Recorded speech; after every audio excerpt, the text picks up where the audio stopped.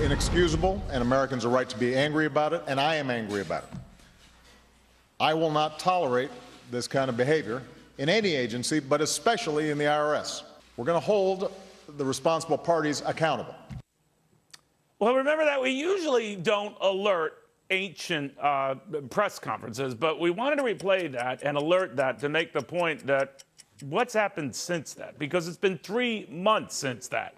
And there's no alert, no updates, no results of said investigation. To a man trying to change that, the House Oversight Committee Chairman, Republican Congressman Darrell Issa. Congressman, if anything has changed, it's the fact that now this and a host of other scandals have been reduced to being phony. What do you think of that? Well, you know, when the president says phony scandals, he never names a single one. So I'm assuming he doesn't mean Benghazi, he doesn't mean Fast and Furious, and he certainly doesn't mean the IRS, where Lois Lerner has taken the fifth. And we continue to see documents showing that this was not an isolated incident in Cincinnati, but rather an orchestrated large group of over 200 organizations that were never given a yes or a no on their applications, which left them really incapable of doing what they were formed for. What did Lois Lerner know? Now we're getting into the fact she was, maybe still is, using her private email to still conduct business, even though she's on paid leave. It gets really hairy, and methinks, and I'm no lawyer, that maybe there's some sort of an attempt on her part, or maybe your committee's part, to sort of work some sort of an agreement where she can speak. Where does that stand? Well, the committee has decided, based on counsel's advice and looking at case law, that she didn't properly take the fifth, that in fact she testified as to a number of questions we had. So we expect eventually to have her back. But in the meantime, we've been looking into the people that she interfaced with and finding that she was, to a great extent, a hub of other agencies, a hub that corresponded downstream to both Cincinnati and lesser individuals in Washington, but also upstream. And I think the fact that this goes to the office of the chief counsel, a political appointee, that is beginning to have us understand how critical she is and why she might, in fact, want to feign innocence but not answer questions.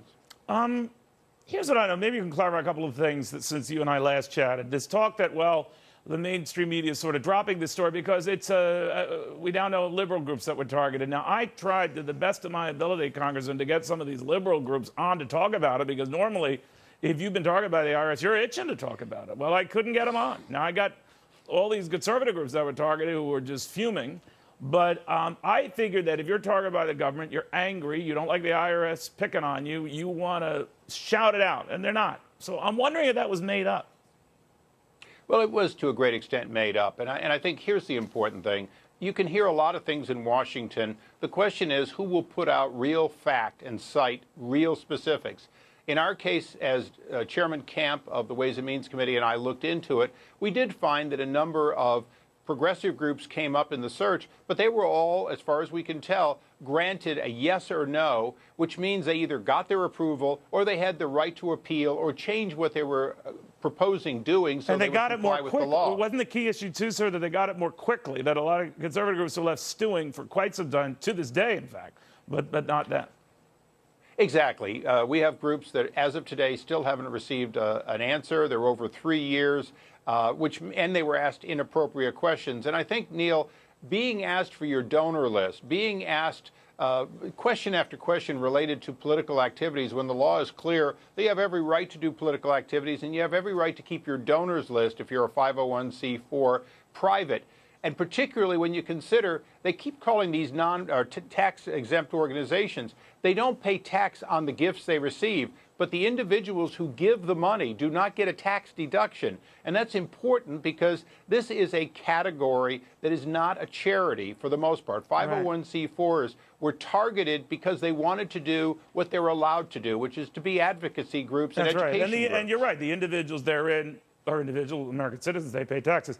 Let me ask you finally about where the administration is going with its own investigation. The argument was that it was going to get to the bottom of what happened here, the targeted groups here, whether it was out of Cincinnati, was out of Washington, whether it involved Lois Lerner, yada, yada, yada.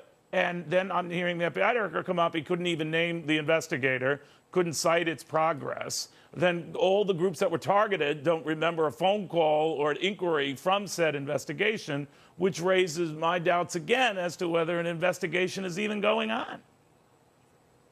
You know, the only investigation that seems to be going on is the administration, even when we don't ask for documents directly related to progressive groups, gives them to us. They drop the keywords we wanted search, add keywords that would give them potentially, quote, progressive groups, and then send us that information. Here's the problem, Neil. This is a real scandal. It has nothing to do, in my opinion, with the president, but it's a real scandal that happened under his watch, and it's the best example where the president said he wanted to get to the bottom of it, sorry, sir, but and clearly he's not doing it. So unequivocally, you're saying it is not involving the president. So those who were kind of thinking that it led up to him, you don't think it has or does? You know, one of the challenges of my committee is not to overstate what we know. We know it goes to the chief counsel's office. We continue following the facts. The terrifying thing is, even when it doesn't appear to go to the president, it seems impossible to get him to carry out his promises and get to the bottom of it. That's one of the challenges we have in Washington is how can you trust somebody that even when they say it's wrong and they want to fix it, will not cooperate? And that's our committee's problem. It's why we continue working, but it's why many people are frustrated that it's taking so long. Everything is on, we'll give it to you only after a subpoena, and a lot of time. A lot of fighting back and forth.